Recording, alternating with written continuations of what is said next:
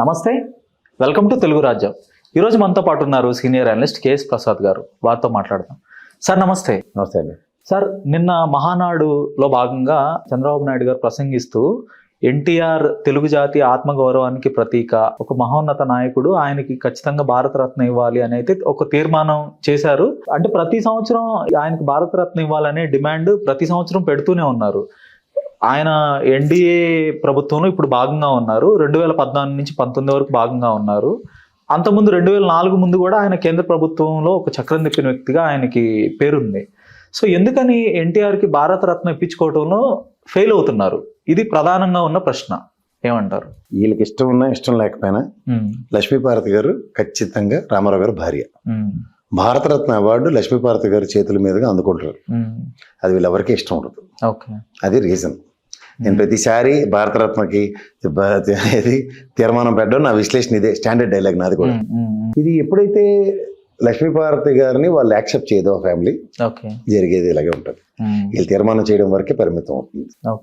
ఇప్పుడు చిత్తశుద్ధి లేని పూజ ఎలా అని ఒక ఇది ఉంటుంది, మనం ఆ నానుడే వీళ్ళకి వర్తిస్తుంది. ఫస్ట్ థింగ్ ఏంటంటే, నేను ఏదో క్రిటిసిజం అని అనట్లేదు. ఒక మహనీయుడు, చరిత్రకారుడు, చరిత్ర పురుషుడు రామారావు గారు. ఆ మహనీయుడికి భారతరత్న అన్నది నిజంగా చెప్పాలంటే ఈ డిజర్వ్డ్ క్యాండిడేట్. అలాంటికి ఆయనకి చనిపోయే దగ్గర 103 సంవత్సరాలు అయ్యి, ఆయన వయసుకి ఇప్పుడు ఉంటే 103 సంవత్సరాలు. అలాంటిది ఆయన ఎప్పుడుండి 94లోనే ఎప్పుడు చనిపోయారు. 96లో చనిపోయారు. 96 నుంచి 26 అంటే 30 ఏళ్ళు. 30 ఏళ్ళు అంటే 3 దశాబ్దాలకు కూడా ఆయనకి ఇంకా భారతరత్న నోచుకోవట్లేదు. ఎన్ని మహానాళ్ళు జరిగి ఉంటాయి. మహానాళ్ళు ప్రతిసారి ఇది ఒక తీర్మానం ఉంటుంది. 30 ఏళ్ళ మీద తీర్మానంలో ఒక మహానుభావుడికి ఒక భారతరత్న ఇప్పించుకోలేకపోతారంటే మీ మీద బతికి బట్ట కడుతున్న బీజేపీ వాళ్ళతో మీకు సాన్నిధ్యం దేనికి? మరోవైపు ఆయన సమకాలీనుడే ఎంజీఆర్, తమిళనాడులో ముఖ్యమంత్రి అయిన వ్యక్తి, ఆ తమిళనాడులో ఒక సినీ నటుడుగా ప్రజాభిమానం చూరుకున్న వ్యక్తికి వచ్చింది భారతరత్న అనేది. వాళ్ళకి మీకు మళ్ళీ చెప్తున్నాను, తమిళనాడులో ఉన్న గొప్పతనం ఏంటంటే ద్రవిడ కల్చర్లో వాళ్ళ వాడి కింద వాళ్ళు ఔన్నత్యాన్ని ఇచ్చుకుంటారు.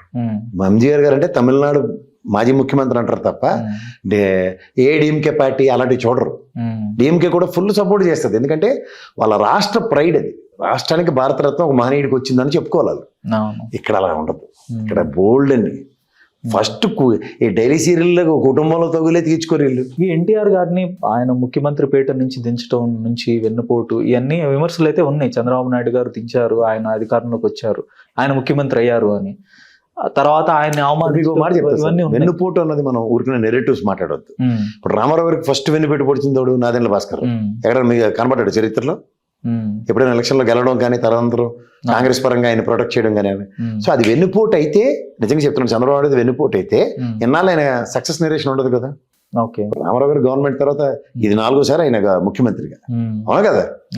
3 సార్లు ప్రజలు అయితే యాక్సెప్ట్ చేయరు కదా, ఇప్పుడు 4వ సారి కూడా యాక్సెప్ట్ చేశారు కదా. వెన్నుపోటు అన్నది ఒక చెప్తున్నాను, ఒక నెగిటివ్ నెరేషన్ జనాల్లోకి పెనట్రేట్ చేయడానికి సక్సెస్ అయ్యింది అనుకున్నారు, కానీ సక్సెస్ ఉండదు. స్వతహాగా ఎన్టీ రామారావు గారే బయటకు వచ్చి నా అల్లుడు దుర్మార్గుడు. సార్ మీకు ఒక మాట చెప్తాను, ఇప్పుడు కొన్నిసార్లు అధికార బదలాయింపులు జరుగుతాయి పార్టీ యాక్సెప్టెన్స్తో.